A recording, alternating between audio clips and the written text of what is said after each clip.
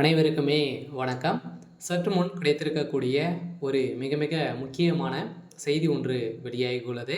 சற்று முன் செந்தில் பாலாஜி தான் குற்றவாளி, நீதிபதி தீர்ப்பு, வெளியான வீடியோ ஆதாரம், இது மாதிரி பார்த்தீங்கன்னா செய்திகள் வெளியாயிருக்கு. பார்த்தீங்கன்னா கரூரில் சனிக்கிழமை நடந்த சம்பவத்தை அனைவருக்குமே தெரியும். தமிழகத்தில் வரலாற்றிலேயே முதல் முறையாக பார்த்தீங்கன்னா இப்போ தான் நடந்திருக்கு. இந்த நிலையில் பார்த்தீங்கன்னா அதிரடியாக விஜய் அவர்கள் பிரச்சாரத்தில் ஈடுபட்டு வரும்போது திடீர்னு இது வரைக்கும் 39 பேருக்கு மேலே இதில் உயிரிழந்திருக்காங்க. ஒரு வருத்தத்துக்குரிய ஒரு சம்பவமாகவே இருக்குது. இதுக்கு நடந்ததுக்கு அனைத்துக்குமே காரணம் செந்தில் பாலாஜி தான் அப்படின்ற மாதிரி இப்போ குற்றவாளி என நீதிமன்றம் தீர்ப்பு வழங்கியதாக ஒரு தகவல் வெளியாக இருக்குது. இது மாதிரி பார்த்தோன்னா அன்பின் மகேஷ் பொய்யாமொழி அவர்களும் அதே மாதிரி செந்தில் பாலாஜி அவர்களும் இடையே திடீர்னு பார்த்தீங்கன்னா நடந்த அடுத்த செகண்டே பார்த்தீங்கன்னா மருத்துவமனையில் இருந்த சம்பவம்.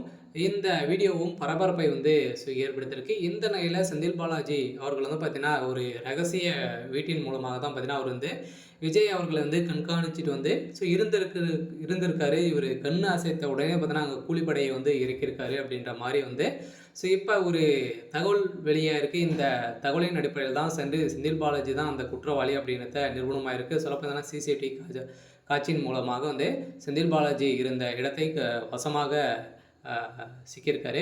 இதை பற்றி இந்த வீடியோவில் பார்க்கலாம். அதுக்கு முன்னாடி நம்ம சேனலுக்கு இப்போ தான் நீங்கள் முதல் முறையாக வந்திருக்கீங்க அப்படின்னா மறக்காமல் நம்மளுடைய சேனலை சப்ஸ்கிரைப் பண்ணி சப்போர்ட் பண்ணுங்கள். வாங்க வீடியோக்குள்ளே போகலாம்.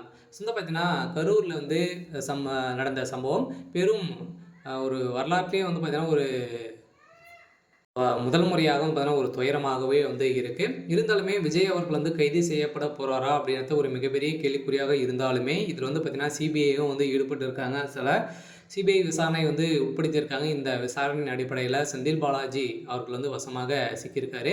அதாவது செந்தில் பாலாஜியை பொறுத்தளவுக்கு கரூரில் பார்த்தீங்கன்னா ஒரு மிகப்பெரிய கோட்டையாக வைத்திருந்தாலுமே அந்த கரூர் கோட்டையே உடைக்கக்கூடிய அதிகாரம் பார்த்திங்கன்னா விஜய் அவர்களுக்கு அவருடைய கூட்டத்தை நெரிசலும் காரணமாக பார்த்தீங்கன்னா இது பின்னடைவு ஏற்பட்டிருந்தாலுமே விஜய் அவர்கள் மீண்டும் என்ன செய்ய போகிறாரு அப்படின்றது தெரியல. இருந்தாலும் இதுக்கான காரணம் அனைத்துமே திமுக தான் அப்படின்றத நிரூபணமாக இருக்குது. சில பார்த்தீங்கன்னா இப்போ இதற்கு அந்த கரூர் மாவட்டத்துடைய அமைச்சராக இருக்கக்கூடிய செந்தில் பாலாஜி அவர்கள் பார்த்தீங்கன்னா அதிரடியாக இப்போ கைது செய்யப்பட்டிருக்காரு. தொடர்ந்து அடுக்கடுக்காக செந்தில் பாலாஜியுடைய கதை ஒட்டுமொத்தமாக முடிய போகுது. இருந்தாலுமே செந்தில் பாலாஜியை பொறுத்தளவுக்கும் பார்த்தீங்கன்னா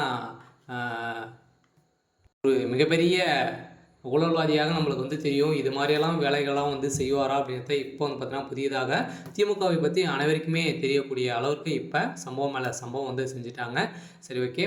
இன்றைக்கான அப்டேட் இதுதான். மறக்காமல் நம்மளுடைய சேனலை சப்ஸ்கிரைப் பண்ணி சப்போர்ட் பண்ணுங்கள். தேங்க்யூ.